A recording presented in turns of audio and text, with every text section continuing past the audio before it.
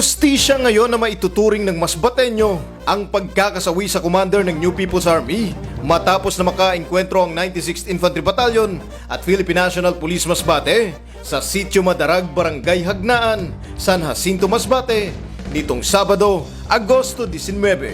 Ang nasabing leader ay kinilalang si Eddie Rosero alias Star na siyang namumuno sa kilusang larangang Guerrilla North sa Regional Committee 4 Bicol Regional Party Committee na siyang itinuturong responsable sa pagpaslang sa football player na si Kit Absalon at pinsan nitong si Nolven noong June 6, 2021.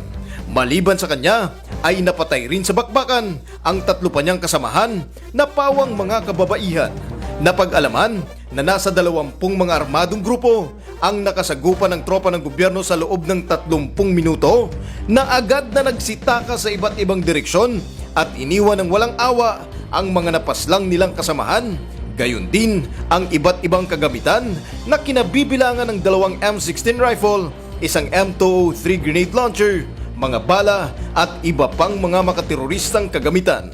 Agad na nagpaabot ng pakikiramay at pakikidalamhati ang pamunuan ng 9th Infantry Spear Division Philippine Army sa mga pamilya ng napaslang na NPA.